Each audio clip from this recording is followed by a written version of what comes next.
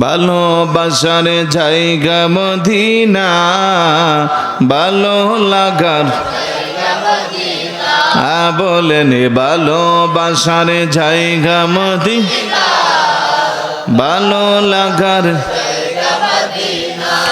এত সুন্দর জায়গা কোথাও দেখি না, এত সুন্দর জায়গা কোথাও দেখি না, সাজিয়েছেন দয়াল রাব্বানা ভালোবাসার বলেন ভালো লাগার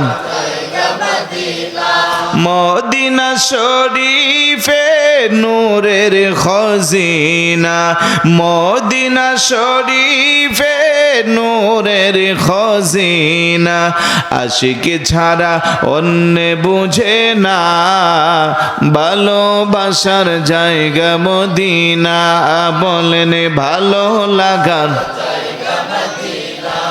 আমাদের সকলের অনেক বেশি গুনাহ, আমাদের সকলের অনেক বেশি গুনাহ, তাই হাবিবের কদমে ছাড়ব না, ভালোবাসার জায়গা মদিনা বলেন ভালো লাগার বলেন ভালোবাসার একদিন কবরে যাব কেউ তো যাবে না, একদিন কবরে যাব কেউ তো যাবে না, যাবে আমার শাহে মদিনা, ভালোবাসার জায়গা মদিনা বলেন ভালো লাগার জোরে বলি মারহাবা।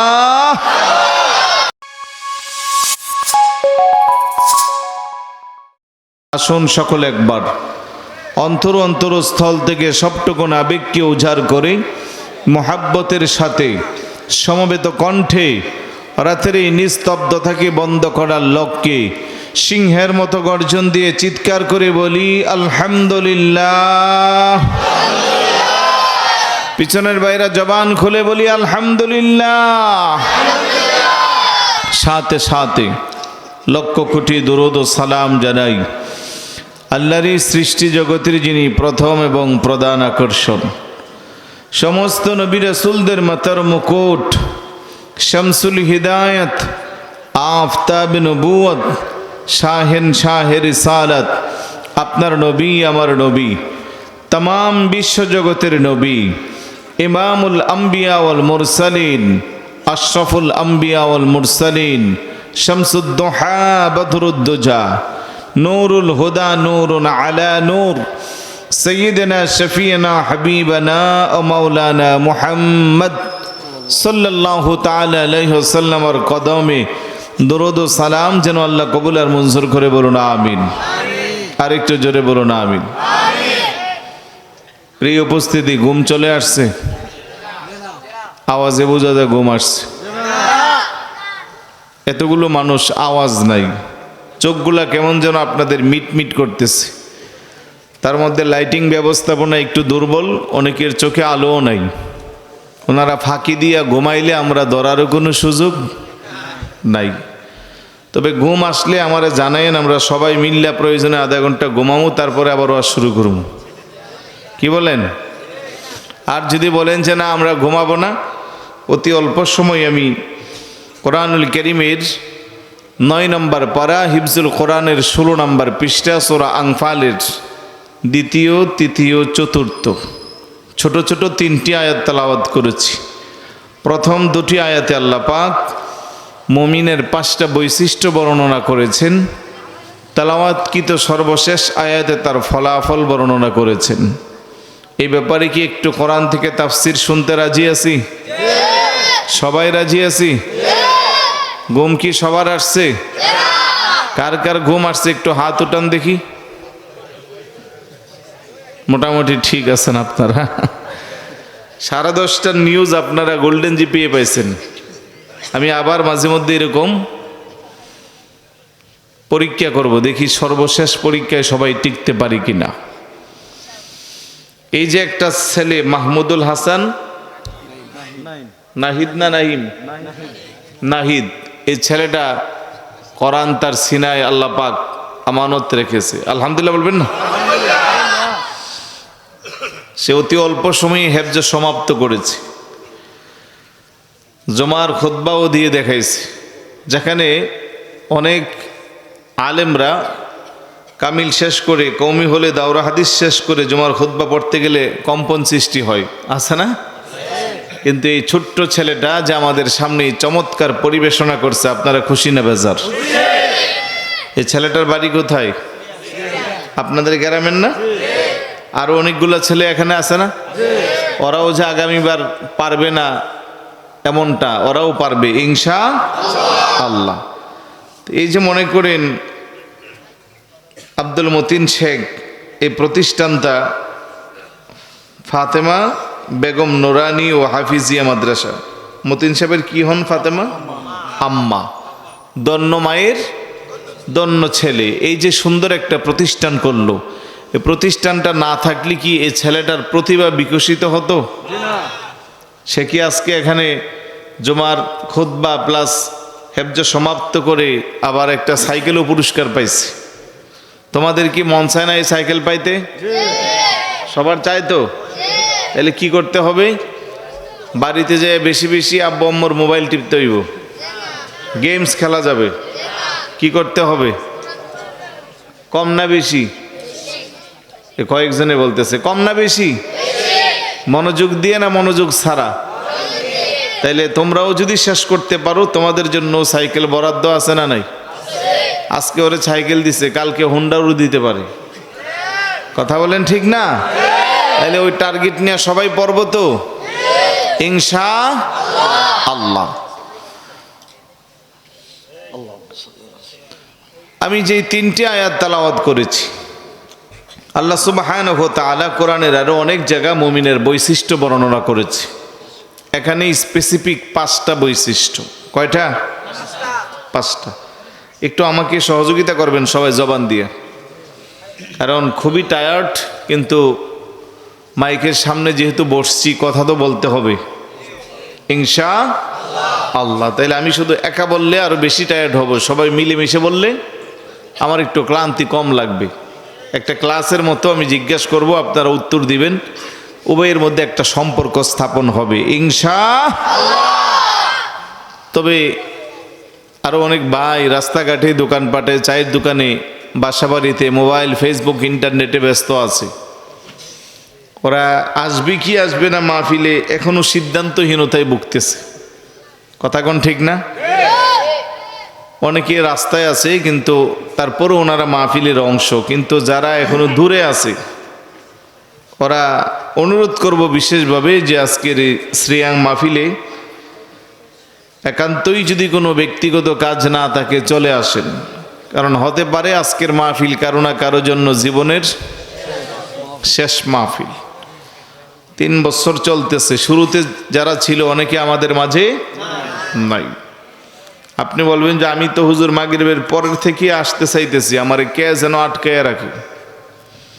আমি আসারের পরেও চাচ্ছি, 10:30 বাজে এখন আসার জন্য বের হচ্ছি, কিন্তু আমি আসতে পারতেছি না। আমাকে চুম্বকের মতো পিছনে টানে। যিনি আটকায় রাখে ওনার নাম কি? আওয়াজ দিয়ে বলুন, ওনার নাম কি? আওয়াজে বোঝা যায় আপনাদের এলাকার শয়তান কম। আরে আওয়াজ দিয়ে বলুন না, আটকায় রাখে কে? শয়তান।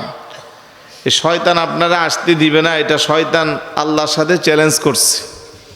কোরআনুল কারীমের 8 নম্বর পারা, হিফজুল কোরআনের 11 নম্বর পৃষ্ঠা, সূরা আরাফের 16 এবং 17 নম্বর আয়াত। শয়তান কি কয় আমাদের জানা দরকার আছে নি? ক্বালা ফাবিমা আগুইতানি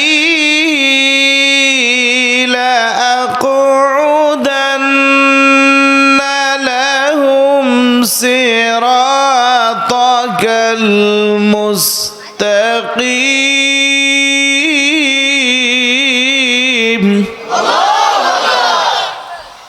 শয়তান কো, আল্লাহ তুমি আমার অভিসম্পাত আর লানত দিয়া বের করে দিছো, আর তোমার বনিয়াদম ভালো কাজে যাইব, সহজ সরল কাজে অগ্রগামী হব, এমনটা আমি হতে দিব না।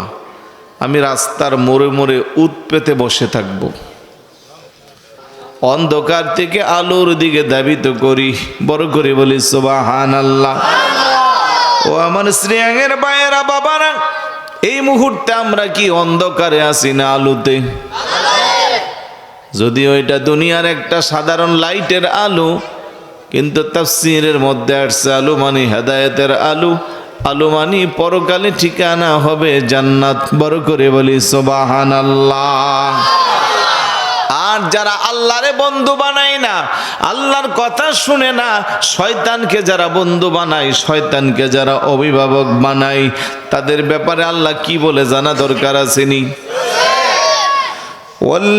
ওয়াল্লাযীনা কাফারু আউলিয়াউহুমুত তাগুতু ইখরিজুহুম মিনান নূরি ইলাজ যুলুমাত। আর শয়তান যাদের অভিভাবক, শয়তান যাদের বন্ধু হয়, আল্লাহ কো শয়তান তাদেরকে আলো থেকে অন্ধকারের দিকে ধাবিত করে। উলাইকা আসহাবুন নার, আর তারাই হবে জাহান্নামের অধিবাসী। হুম ফিহা খালিদুন, যেখানে চিরস্থায়ী তাদের ঠিকানা, আবাদান আবাদা। বড় করে বলে নাউজুবিল্লাহ। আমরা বন্ধু বানাইব কারে? অনেকের মুখগুলা দিয়ে চোখগুলা ছোট ছোট হয়ে গেছে। আমি এখন যদি আমরা ঘুমের প্রতিযোগিতা দিই, ইনশাল্লাহ আমি ফার্স্ট হব। যে সবার আগে কে ঘুমাইতারি যদি বিছনায় শুয়ে যাই, আপনারা কি আমারে ফার্স্ট বানাইবেন নাকি কিছু কথা বলার সুযোগ দিবেন? তাহলে আপনাদের চোখে ঘুম থাকা যাবে না, ঘুম দেখলেই তো আমার ঘুম আসবে। কথা কোন ঠিক না? তাহলে একটু একটু আমাদের সহযোগিতা করতে হবে। চোখগুলা বড় বড় করে আমার দিকে তাকান, আর একটু মহব্বত জিকির করে লা ইলাহা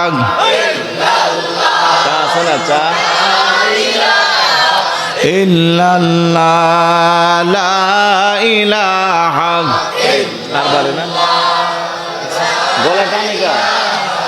ইল্লাল্লাহ, লা ইলাহা, জোরে জোরে লা ইলাহা, আরো জোরে লা ইলাহা,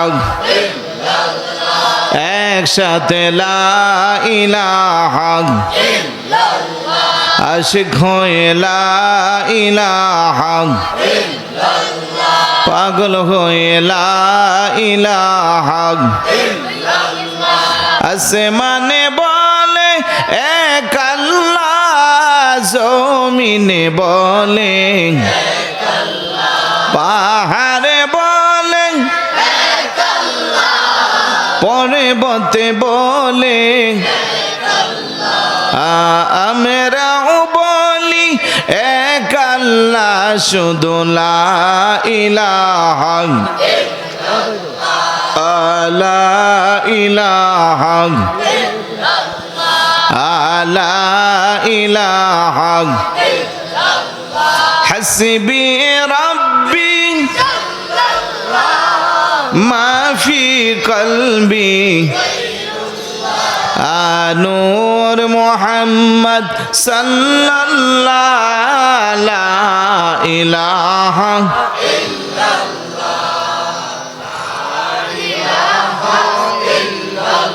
ঠান্ডা হয়ে গেছে, লা ইলাহা, লা ইলাহা। ভাইজানে বহু দূরে মদিনা, আমরা কেমনে হায় হায় বহু, আমরা কেমনে যাব? দয়াল আল্লাহ দয়া করো, দয়াল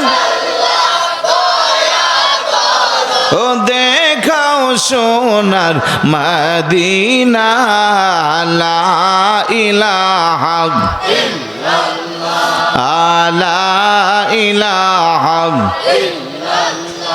আমরা কেমনে যাব মদিনা, মদিনার রাস্তা চিনি না, বলেন কেমনে মদিনার রাস্তা চিন। আমার মুর্শিদ জানে ঠিকানা, আমার মুর্শিদ আমরা যাব সোনার মদিনা। লা ইলাহা লা ইলাহা ভাইজান কত সুন্দর মদিনা, আয় হাজার নাই কোনো তুলনা। সুবহানাল্লাহ না, মদিনার সাথে কারো তুলনা আছে? মদিনা আমাদের প্রাণের ঠিকানা, কথা বলেন ঠিক কি না? মদিনা আমাদের ইমানের ঠিকানা। ওই মদিনার প্রেম ভালোবাসা আসেনি? কার কার অন্তরে আছে? নারায়ে তাকবীর, নারায়ে রিসালাত, আল্লামা মুফতি গোলাম কিবরিয়া সাহেব জিন্দাবাদ, জিন্দাবাদ। দয়াল নবীজি, দয়াল নবীজি জিন্দাবাদ, জিন্দাবাদ। ভালোবাসার জায়গা মদিনা, ভালো লাগার বলেন ভালোবাসার জায়গা মদিনা, ভালো লাগার এত সুন্দর জায়গা কোথাও দেখি না, এত সুন্দর জায়গা কোথাও দেখি না, সাজিয়েছেন দয়াল রাব্বানা ভালোবাসার বলেন ভালো লাগার। মদিনা শরীফে নূরের খজিনা, মদিনা শরীফে নূরের খজিনা, আশিক ছাড়া অন্য বুঝে না, ভালোবাসার জায়গা মদিনা বলেন ভালো লাগার। আমাদের সকলের অনেক বেশি গুনাহ, আমাদের সকলের অনেক বেশি গুনাহ, তাই হাবিবের কদমে ছাড়ব না, ভালোবাসার জায়গা মদিনা বলেন ভালো লাগার, বলেন ভালোবাসার। একদিন কবরে যাব কেউ তো যাবে না, একদিন কবরে যাব কেউ তো যাবে না, যাবে আমার শাহে মদিনা, ভালোবাসার জায়গা মদিনা বলেন ভালো লাগার। জোরে বলি মারহাবা। আল্লাহ যেন সবার জীবনে একবার মদিনার জিয়ারত নসিব করে, যারা দেখছি যেন বারবার দেখতে পারি। প্রিয় উপস্থিতি, আপনারা অনুমতি দিলে আমি কি আলোচনা শুরু করব? বেশি সময় কষ্ট দিব না ইনশাআল্লাহ, অল্প সময়ে বেশি কথা বলার চেষ্টা করব। আমরা যারা এখানে আসছি আমরা সবাই মুমিন, তাতে কোনো সন্দেহ? আমরা সবাই ঈমানদার, তাতে কোনো সন্দেহ নাই। মুমিনের বৈশিষ্ট্য আল্লাহ পাক কোরআনুল কারীমের অনেক জায়গায় অনেকভাবে বর্ণনা করেছেন। আমি যে আয়াতগুলো তেলাওয়াত করেছি সূরা আনফালের 2য় 3য় নম্বর আয়াতে 5টা বৈশিষ্ট্য বর্ণনা করেছেন। কয়টা? আল্লাহ সুবহানাহু ওয়া তাআলা ইরশাদ করেন, ইন্নামাল মুমিনুনা আল্লাযীনা ইযা যুকিরাল্লাহু ওয়াজিলাত কুলুবুহুম, নিশ্চয় যারা মুমিন, নিশ্চয় যারা ঈমানদার, ইযা যুকিরাল্লাহ, তাদের সামনে যখন আল্লাহর জিকির করা হয়, ওয়াজিলাত কুলুবুহুম, তাদের অন্তরের মধ্যে আল্লাহর ভয়ে কম্পন সৃষ্টি হয়ে যা। বড় করে বলি সুবহানাল্লাহ। وإذا تليت عليهم آياته زادتهم ঈমানা। আর যখন তাদের সামনে কোরআন তেলাওয়াত করা হয়, কোরআনের কথাগুলো বলা হয়, তাদের ঈমানটা বৃদ্ধি পেয়ে যায়। বড় করে বলে সুবহানাল্লাহ। তৃতীয় নম্বরে আল্লাহ বলেন আলা রাব্বিহিম ইয়াতাওয়াক্কালুন।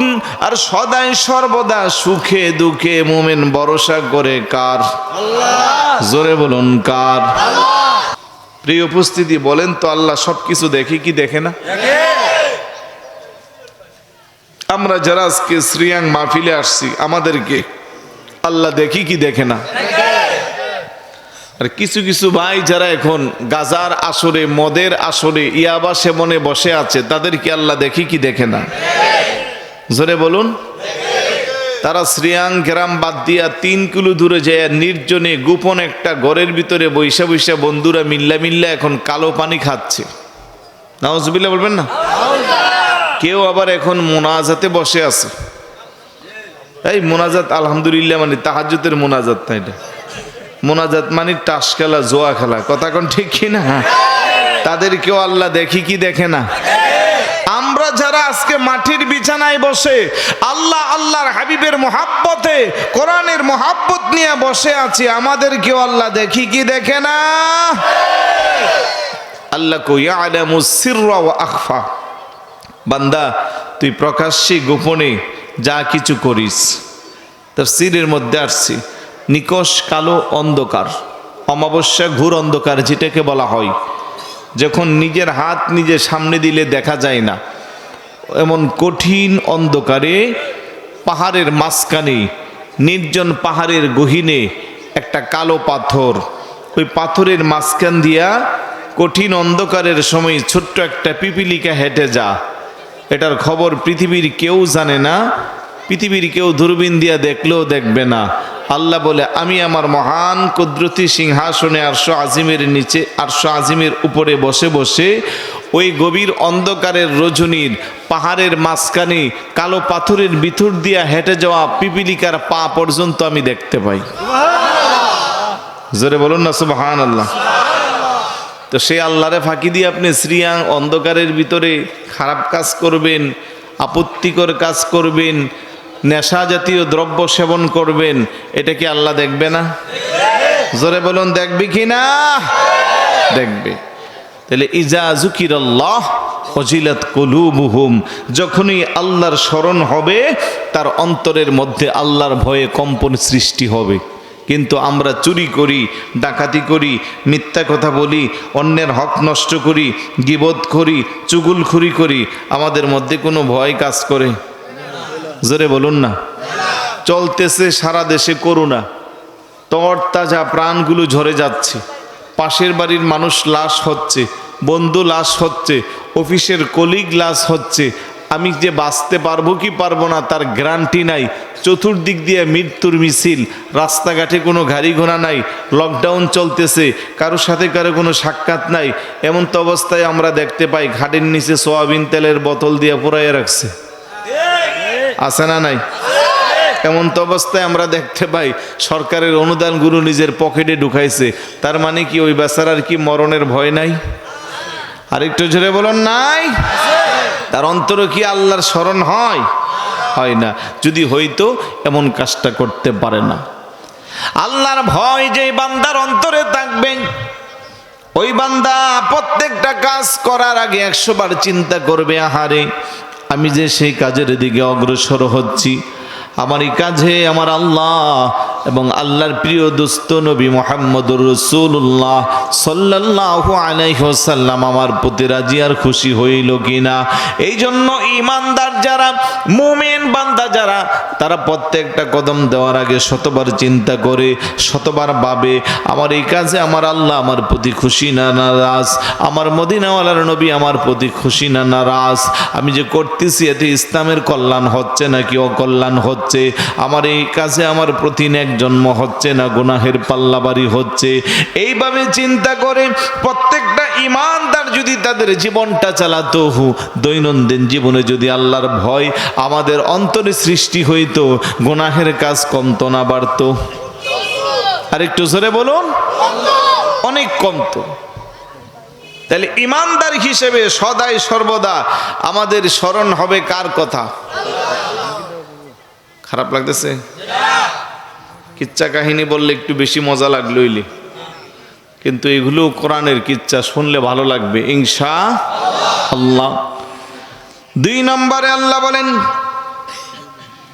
وَإِذَا تُلِيَتْ عَلَيْهِمْ آيَاتُهُ زَادَتْهُمْ ঈমানা।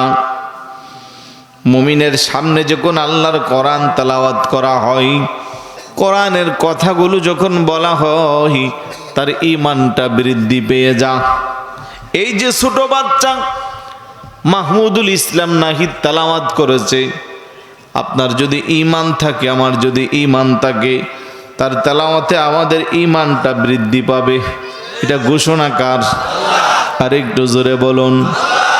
ও মুসলমান, সাহাবারা কোরআন শুনতে শুনতে জীবন সারাদিন শেষ করে ফেলতো।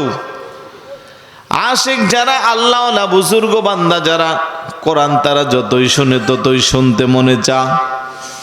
এই যে বছরের পর বছর কোরআন শুনেন, কোনো ইমানদার আল্লাহওয়ালা বলে না যে কোরআন শুনতে খারাপ লাগে। কিন্তু এই পৃথিবীর যত নামি দামি শিল্পী, নামি দামি গায়ক হোক না কেন, তার একটা গান 1 বার 2 বার 3 বার 4 বার 50 বার 100 বার শোনার পরে আর ভালো লাগে না। এবার মন বলে এটা শুনতে আর মন চাই না, নতুন কারো সিঙ্গার, নতুন কোনো গায়কের গান দাও।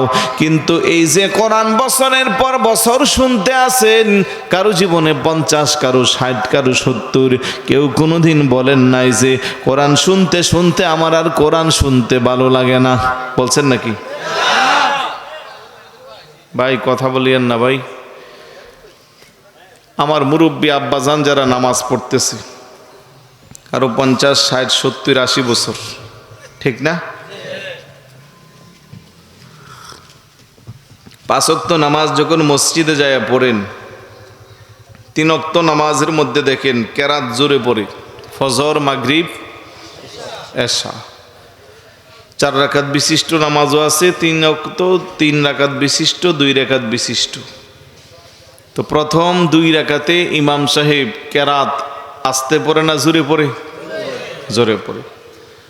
অন্য সূরা যাই পড়ে না পড়ে, সূরা ফাতিহা অবশ্যই পড়ে। এই যে সূরা ফাতিহা এক একজনের জীবনে 50 বছর 60 বছর শুনতেছেন, আজ পর্যন্ত কেউ কোনোদিন এরকম ইতিহাস পাইছেননি যে শ্রীয়াংয়ের সব মুসল্লিরা যায় ইমাম সাহেবরে ধরছে, ইমাম সাহেব হুজুর এই সূরা ফাতিহা শুনতে শুনতে আজকে 60 বছর যাবত এখন আর আমার রুচি কোলায় না, ভালো লাগে না, আরেকটা সূরা পড়েন, কেউ বলছে? আওয়াজে বোঝা যায় পিছনের দিক দিয়ে বলছে। আরে আওয়াজ দেন, কেউ বলছে? তাহলে 1450 বছর যাবত এই সূরা ফাতিহা নামাজে চলতেছে। আলহামদুলিল্লাহ বলবেন না? কেউ কোনোদিন বলেন না, কেউ কোনোদিন বলে নাই যে এটা শুনতে ভালো লাগে না আরেকটা সূরা। কিন্তু যত নামি দামি শিল্পী বলেন, কত গান যেই পর্যন্ত একসময় শুনতাম ফোলাফাইনে কইতো ওরে মালেকা সালেকা, এখন আছে এই গানগুলা? তারপরে কইতো বুকটা ফাইটটা যা, আরেকজনে কইতো আমি তোমার 12 মাস ভালোবাসি, অবসর পাইলে আইসু। ওই যে চট্টগ্রামের কি ভাই জানে, বাচ্চু ভাই এবারটা মারা গেল নি, এবারটার কবরের উপরে ফোলাফাইনে গিটার দিয়া টাল দিয়া ফেলছে। গিটারে খুব ভালোবাসত। মরার পরেও আমরা বাঙালি রে, মরার পরেও আমরা মানুষকে শান্তিতে থাকতে দেই না। আমরা এক জাতি, আমাদের নাম বাঙালি। কথা কোন ঠিক না?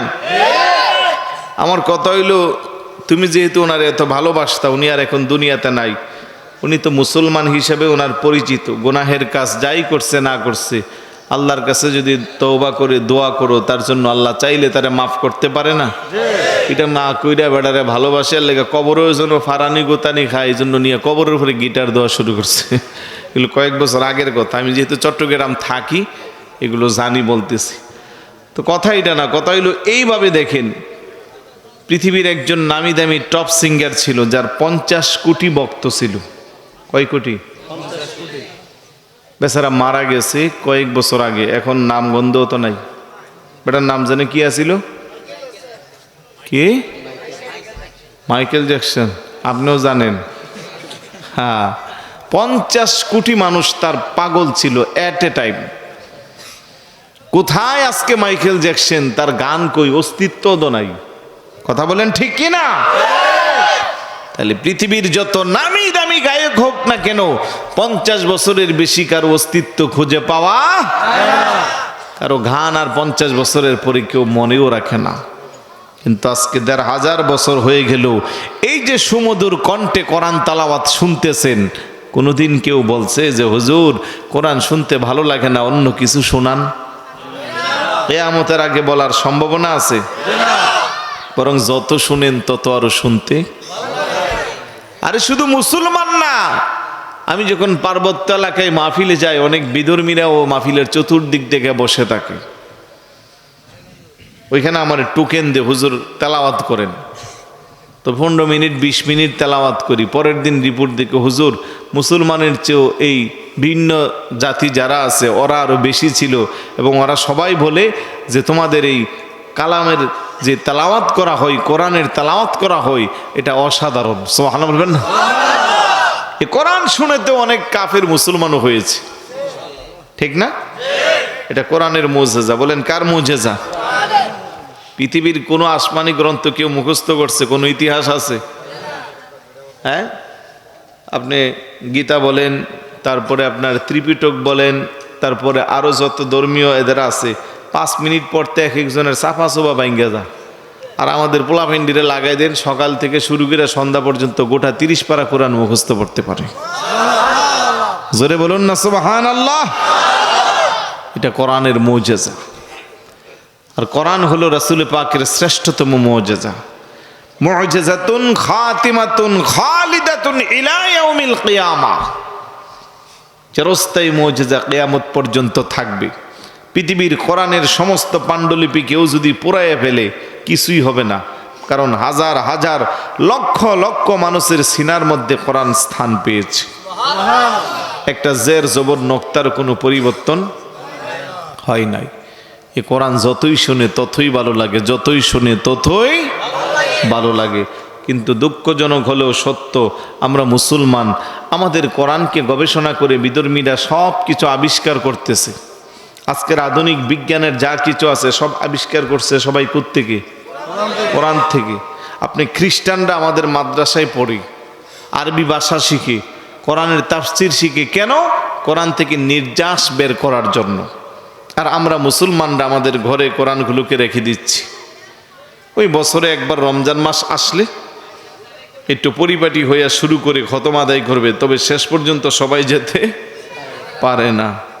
কেউ 5 পারা, কেউ 10 পারা, কেউ 15 পারা, কেউ 20 পারা, কেউ 25 পারা। 20 রমজানের পরে শুরু হয়ে যায় শপিং মলে দৌড়াদৌড়ি। কথা কোন ঠিক কি না? তারপরে আবার যে রাইখা দেয়। আমি বিশ্বাস না হয় আপনি কালকে প্রত্যেকের ঘরে যাদের ঘরে কোরআন আছে একটু চেক দিয়েন, কোরআনের উপরে যে গিলাপটা আছে ওটার উপরে দেখেন কি পরিমাণের দোলাবালি পইরা আছে।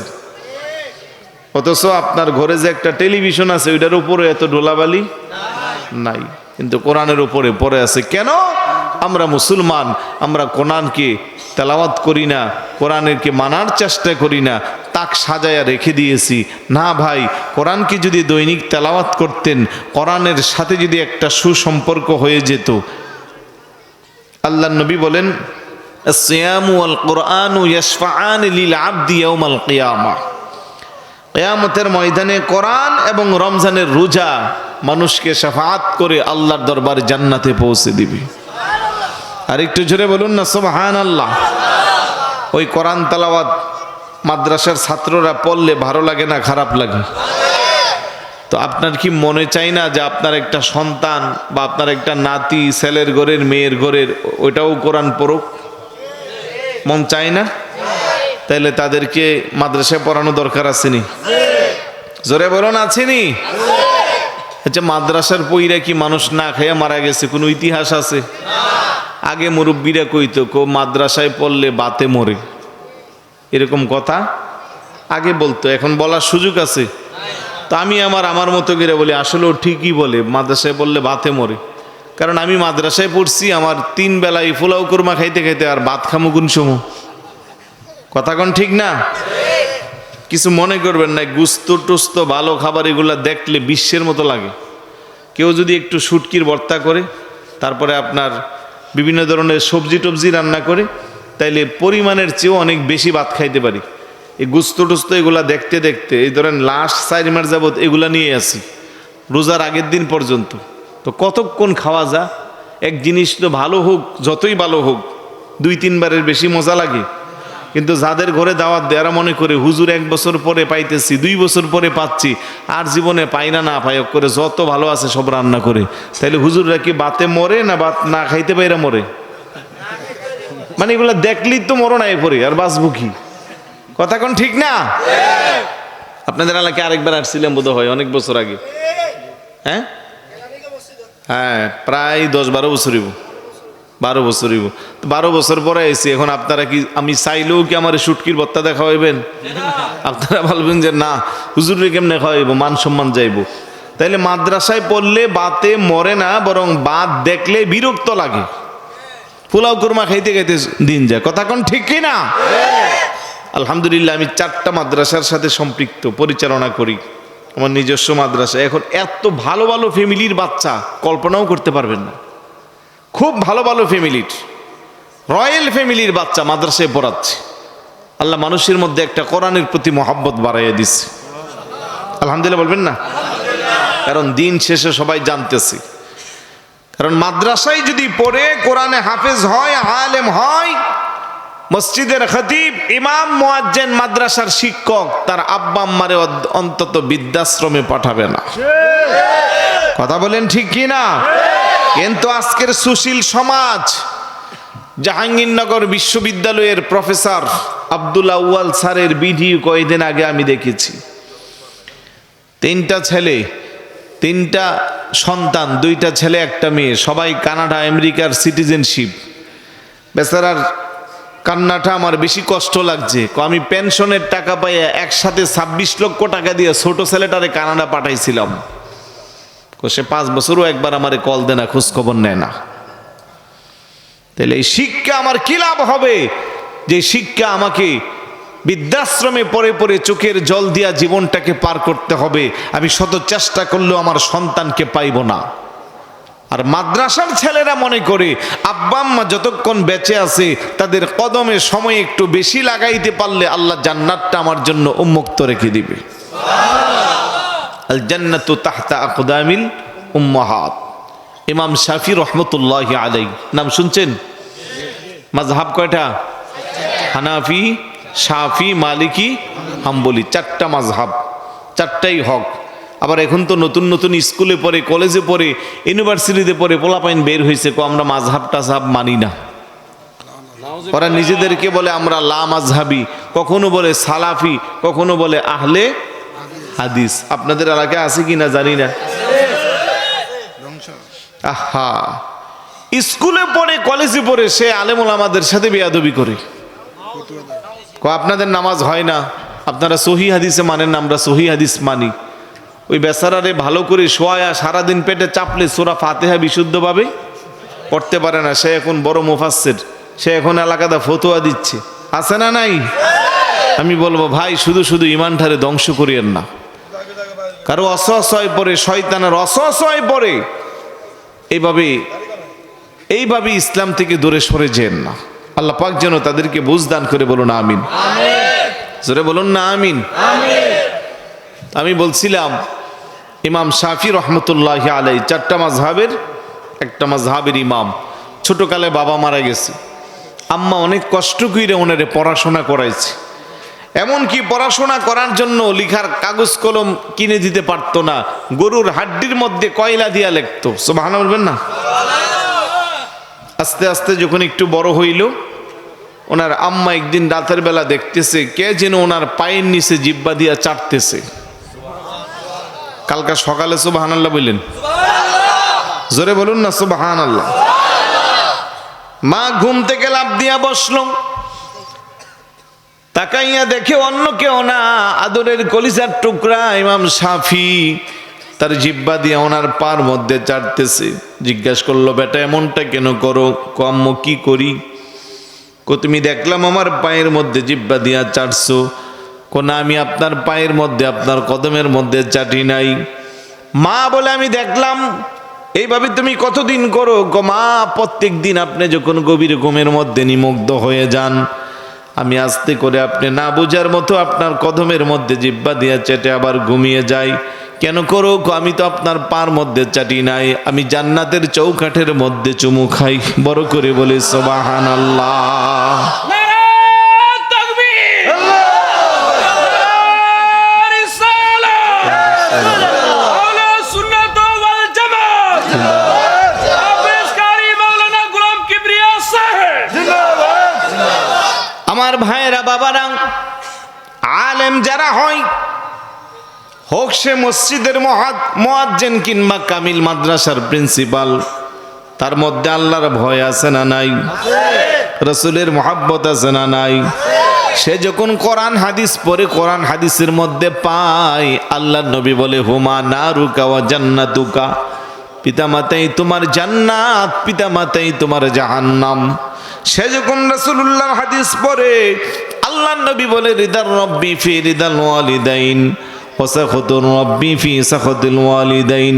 পিতামাতা সন্তুষ্ট, আল্লাহ সন্তুষ্ট, পিতামাতা অসন্তুষ্ট হইলে আল্লাহ অসন্তুষ্ট। কথা বলেন ঠিক কি না? এই জন্য কোনো আলেম তার মার সাথে বেয়াদবি করে না, বাবার সাথে বেয়াদবি করে না।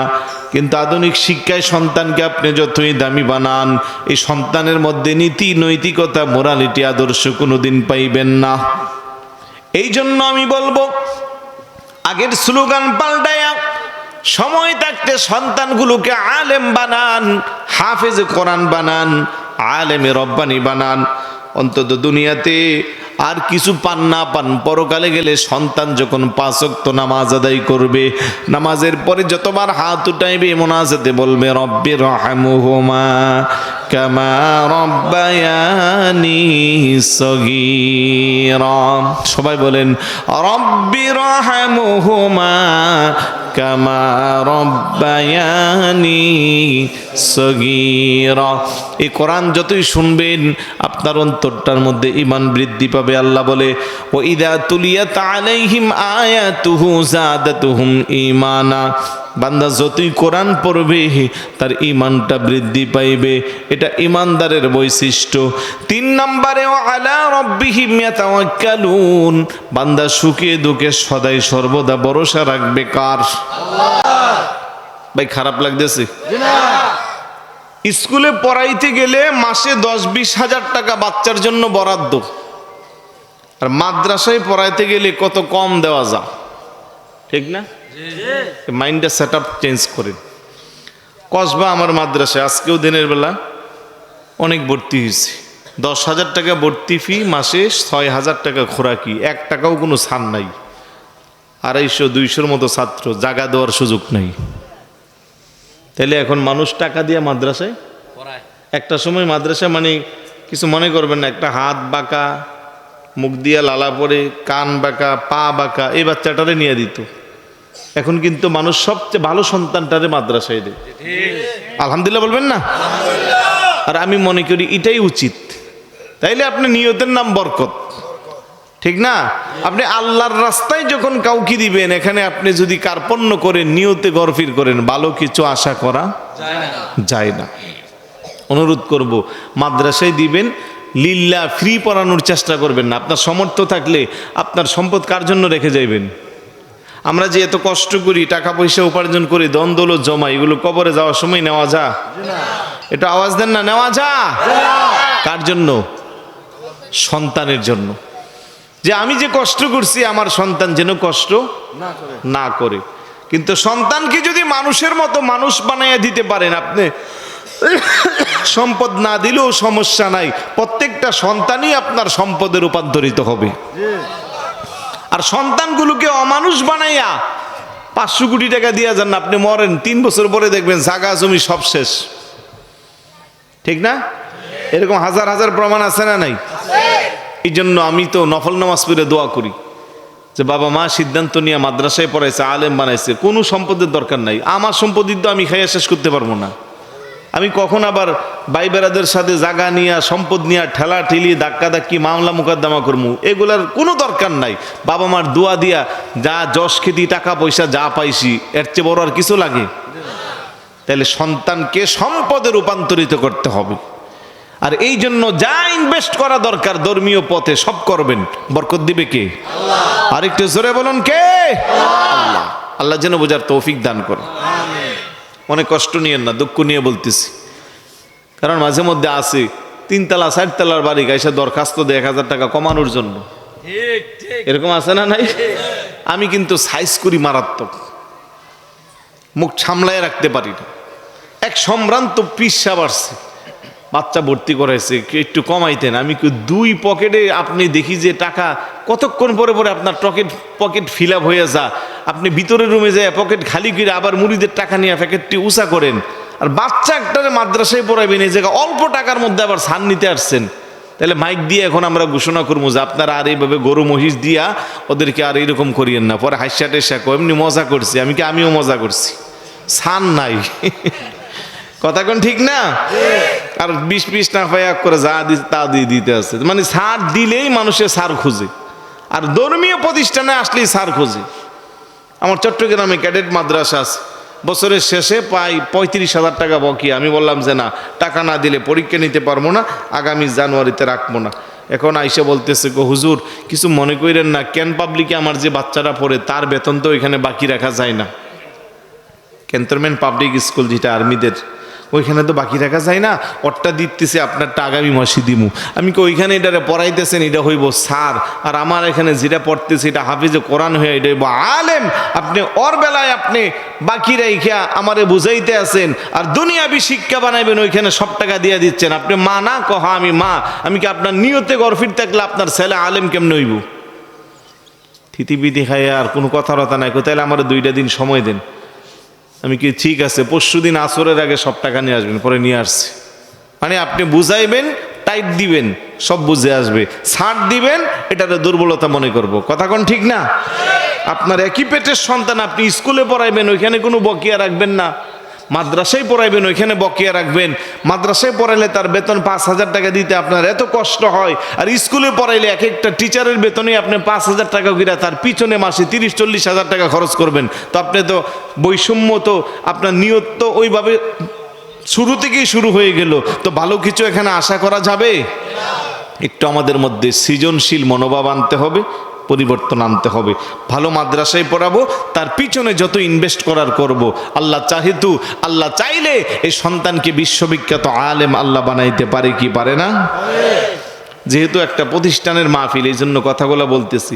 আবার ভাববেন না যে ইসমাইল শেখ আমারে শিখাইয়ে দিছে, শিখাইতেই না। আমার অভিজ্ঞতা যা আছে বললি পুরা রাত শেষ হয়ে যাব। কথা কোন ঠিক না? আল্লাহ যেন আমাদেরকে সঠিক বুঝদান করে, বলো না আমিন।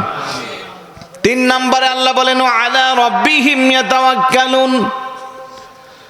মুমিনের 3 নম্বর বৈশিষ্ট্য হলো সদাই সর্বদা সুখে দুঃখে তার ভরসা থাকবে কার? আল্লাহ। আর একটু জোরে বলুন।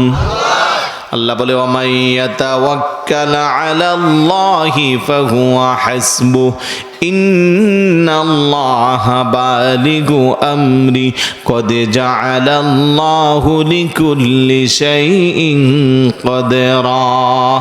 রে বান্দা, সুখে দুঃখে সদাই সর্বদা তোর ভরসা রাখবি আমি আল্লাহর উপর। আমি আল্লাহই তোর রিজিকের ফয়সালা করে দিব, আমি তোর সব ব্যবস্থা করব। বড় করে বলি সুবহানাল্লাহ। আমরা আল্লাহর উপরে ভরসা করতে পারি না, এই জন্য বিপদ আসে। একটা মানুষ সারাদিন কয়শো গ্রামের চালের ভাত খা, খুব বেশি খাইতে পারলে 300 গ্রাম নাকি বা আধা কেজি। আর একটা হাতি একবেলা খায় কয় কেজি? আওয়াজ দেন না, একটা হাতি একবেলা কয় কেজি খা? 10 থেকে 20 কেজি। আস্তা কলা গাছ যদি একবারে খেয়ে ফেলে, তাহলে এত বিশাল দেহের অধিকারী হাতি না খেয়ে মারা গেছে, কোনোদিন পেপারে আসছে? আওয়াজে বোঝা যাচ্ছে। হাতির মালিক কে? হাতির রব কে? হাতিরে কে সৃষ্টি করছে? তো আল্লাহ যদি হাতিরে 20 কেজি খাওয়াইয়া প্রতিবেলা বাঁচাইতে পারে, আর আপনারা আমারে বুঝি 100 গ্রাম চালের ভাত খাওয়ার ব্যবস্থা আল্লাহ করতে পারে না? আল্লাহ তো আপনারা আমারে আরো শ্রেষ্ঠ বলে বানাইছে, হাতিরে কিন্তু শ্রেষ্ঠ বলে নাই। আশরাফুল মাখলুকাত বলে নাই আপনাকে আমাকে বানাইছে। তো আমরা কেন শুধু চুরি করব, ডাকাতি করব, আরেকজনের ছিনতাই করব, মিথ্যা মামলা দিয়া হয়রানি করব, আরেকজনের সম্পদ গ্রাস করব, সুদ খাইব, ঘুষ খাইব? এগুলো আমাদের কোনো দরকার আছে? আমরা তাওয়াক্কালতু আলাল্লাহ, ভরসা করার মতো আল্লাহর উপর যখন ভরসা করব, তখন আল্লাহ আমার রিজিকের ফায়সালা করবে। কথা কোন ঠিক কি না? হযরতে মূসা আলাইহিস সালাতুস সালাম জঙ্গলের মাঝখান দিয়া যাচ্ছে, তাকাইয়া দেখে একটা বয়স্ক অজগর সাপ, তার চক্ষুগুলো নাই, অন্ধ হয়ে গেছে। আল্লাহরে ডাক ডাকো, আল্লাহ বড্ড খিদা লাগছে, আর সহ্য করতে পারি না, আমার খাবার দাও। পয়গম্বররা বিভিন্ন প্রাণীর ভাষা বুঝি কি বুঝে না? বোঝার ক্ষমতা দিয়েছে কি মুসা নবী কো, কি রে এখানে কোনো মানুষ নাই, কোনো কিছু নাই, অজগর সাপ দেখি আল্লাহর কাছে খাবার চা, তারে আল্লাহ কেমনে খাবার দেয় আজকে না দীক্ষা যাবো না? সুবহানাল্লাহ বলবেন না? দূরে চুপচাপ বসে রয়েছে। কিছুক্ষণ পরে সাপটা আবার ডাক দেখো, আল্লাহ আর সহ্য করতে পারলাম না, তাড়াতাড়ি খাবার দাও। আল্লাহর পয়গম্বর মূসা আলাইহিস সালাতুস সালাম দেখতেছে, কিছুক্ষণ পরে একটা কাক তার দুই পায়ের মধ্যে একটা গোস্তের টুকরা নিয়ে উপরে ঘোরাঘুরি করতেছে। বসার জন্য কোথাও কোনো জায়গা পাই না, শেষ পর্যন্ত একটা উঁচু গাছের ডালের মধ্যে বসছে। বসে এক পা থেকে আরেক পা নিয়ে মাঝখানে মুখ দিয়া টান দিয়া খাবে। ঠিক সেই মুহূর্তে তার কাছ থেকে গোস্তের টুকরাটা পড়ে গেছে, আর উপর থেকে আস্তে আস্তে আস্তে আস্তে বরাবর ওই অজগর সাপের মুখের মধ্যে পড়ছে। বড় করে বলে সুবহানাল্লাহ। সাপটা খাই আল্লাহর শুকরিয়া আদায় করছে। অন্ধ একটা সাপ, চোখে দেখে না, জঙ্গলের মাঝখানে, সে চায় একমাত্র আল্লাহর কাছে। আল্লাহ যদি জঙ্গলের মাঝখানে একটা অন্ধ অজগর সাপকেও তার রিজিকের ফায়সালা করতে পারে, সৃষ্টির সারা আপনার আমার রিজিক দিতে পারে কি পারে না? কিন্তু আমরা আল্লাহর উপরে ভরসা করতে পারি না, এই জন্য আমরা চুরি ডাকাতি করি। খারাপ লাগতেছে ভাই? চতুর্থ নম্বরের বৈশিষ্ট্য, আল্লাযীনা ইউকিমুনাস সালাহ। মুমিনের আরেকটা বৈশিষ্ট্য হলো সে নামাজ কায়েম করবে। নামাজ পড়েননি আপনারা? সবাই পড়েন? কয় ওয়াক্ত? কয় দিনে? আওয়াজ ছোট হয়ে গেছে। কয় দিনে? এক মাসে পড়েন আর কি। শুক্রবার 5টা হইলে তো এমনি 5 ওয়াক্ত হয়ে যা। কারণ বেশিরভাগ এখানে আছেন যারা সপ্তাহে 2 দিন নামাজ পড়ে, তাও আগের সুন্নত পড়ে না, পরের সুন্নত পড়ে না, কোনো রকমে যায় আল্লাহু আকবার, সালাম ফিরে মুনাজাত দেয় না, তাড়াতাড়ি বের হয়ে যা। এরকম মুসল্লি কম না বেশি? নামাজ কি সপ্তাহে 2 দিন, সপ্তাহে 2 রাকাত, বছরে 2 দিন, এরকম না, দৈনিক 5 বার পড়বেন নি সবাই? বান্দা যখন শুরু করেন খোদার ইবাদত, জান্নাত মাঝে হই তখনই তৈরি ইমারত। আবার যখন বন্দেগীতে গাফিল হয় আর ফেরেশতারা কার্য তখন বন্ধ করে রই। কিয়ামতে মুমিনগণের ওযুর জায়গা যত নূরে উজ্জ্বলে হইবে যেমন দীপ্তি চাঁদের মতো। কথা বলেন ঠিক কিনা? বান্দা 5 ওয়াক্ত নামাজ পড়বে, আমার আল্লাহ তার জন্য জান্নাতে বালাখানা নির্মাণ করবে। বান্দা নামাজ পড়ে, ফেরেশতারাও বালাখানা বানায়। বান্দা নামাজ পড়ে না, ফেরেশতাদের কাজ বন্ধ থাকে। যেই সমস্ত আল্লাহর বান্দা বান্দিরা দৈনিক 5 ওয়াক্ত নামাজ নিয়মতান্ত্রিকভাবে আদায় করে, 15, 20, 30 বছর যারা নামাজ আদায় করলো, 50, 60, 70, 80 বছর যারা নামাজ আদায় করলো, তাদের জন্য আমার আল্লাহ জান্নাতে বালাখানা বানাবে। এটা ছোট হবে না বড় হবে? আর একটু জোরে বলুন, কত বড় হবে? আইডিয়া করা যায়? জান্নাতের সবচেয়ে ছোট জান্নাতটা হবে দুনিয়ার 10টার সমান। ও মুসলমান, শ্রীয়াঙে যদি 2 কোটি টাকা খরচ করে বাড়ি বানাই, বিকালবেলা পোলাবেনে সেলফি উঠানোর জন্য লাইন দে। আমাদের এলাকায় এত সুন্দর বাড়ি, ঢাকা শহর, রাজধানী, ধানমন্ডি, উত্তরা, বনানী, গুলশানেও নাই, ঠিক না? বিকাল বেলা লাইন ধরে ধরে বাড়ি বানায়, কিন্তু ওই বাড়ির মেয়াদ 100 কিংবা 200 বছর, তারপরে বাড়িটা পরিত্যক্ত ভবনে রূপান্তরিত হবে। ওই বাড়ির মধ্যে আর কেউ থাকার কোনো পরিবেশ থাকবে না। কিন্তু আমার আল্লাহর নবী বলেন, আমার ঈমানদার উম্মত যারা 5 ওয়াক্ত নামাজ আদায় করবে, নেককার নামাজি যারা হইবে, আমার আল্লাহ তাদের জন্য জান্নাত বানাইবে। শ্রেয়াঙের বাড়িতে ইট আর সিমেন্ট আর বালি দিয়া বিল্ডিং বানা, জান্নাতের মধ্যে আমার আল্লাহ একটা ইট দিবে স্বর্ণের, আরেকটা দিবে রূপার, আরেকটা দিবে ইয়াকুত পাথরের, আরেকটা দিব জমরুদের।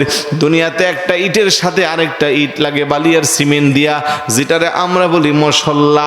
আর জান্নাতে একটা ইটের সাথে আরেকটা ইটের সংযুক্তি হইব মেশক আম্বর দিয়া। বড় করে বলি সুবহানাল্লাহ। দুনিয়ায় নামি দামি ঘর বানাইয়া বিল্ডিং বানাইলাম, পকেটে টাকা নাই, পেটে খাবার চলবে না, ভালো কিছু খাইতে মন চাইলো, কুমিল্লার রসমলাই খাইতে মন চাইছে, এখন নাতি নাতিরে পাঠাইবো, কুমিল্লাতে আনতে আনতে এখন আর মুখে রুচি নাই। কিন্তু জান্নাতি যারা থাকবে, যখনই যেটা খাইতে মন চাইবে, মুখ খুল্লা বলতে হবে না, হাত দিয়া ইশারা দিতে হবে না, কাগজে কলমে লিখতেও হবে না, মনে মনে কল্পনা জল্পনা হইতে দেরি, জান্নাতি খাবারগুলো সামনে আসতে দেরি না। বড় করে বলি সুবহানাল্লাহ। ওয়ালাকুম ফিহা মা তাশতাহি আনফুসুকুম ওয়ালাকুম ফিহা মা তাদউন। আল্লাহু আকবার বলবেন। আল্লাহকে যখন যা মনে চায় জান্নাতীদের মনে মনে চাইতে দেরি হবে, সামনে এসে হাজির হতে দেরি হবে না। এই দুনিয়ার যতই আপনি টাকা পয়সাওয়ালা ব্যক্তি হন, আপনার 5 জন 7 জন 10 জন বডিগার্ড থাকবে, কিন্তু জান্নাতি যারা থাকবে, আমার আল্লাহর নবী বলে, আমার উম্মতের জন্য তার খাদেমা হিসেবে আমার আল্লাহর দেওয়া 70টা হুর থাকবে। বড় করে বলে সুবহানাল্লাহ। ওই জান্নাতে যাইতে মন চাইনি? জোরে কন। আসসালাতু মিফতাহুল জান্নাহ। হাদিস শরীফের মধ্যে আসছে, নামাজ হলো জান্নাতের চাবি। এখন নামাজ পড়বেন না, জান্নাত পাইবেন নি? জান্নাত দেখবেন, চাবি নাই, ভিতরে ঢোকার কোনো সুযোগ নাই। তাহলে আগামীকাল ফজর থেকে নামাজের সূচনা শুরু করবেন। কারা কারা হাত উঠান? তারা তারা। নারে তাকবীর, নারে রিসালাত, আহলে সুন্নাত ওয়াল জামাত। আল্লাহ যেন কবুল করে বলুন আমি। আরেকটু জোরে বলুন। খারাপ লাগতেছে?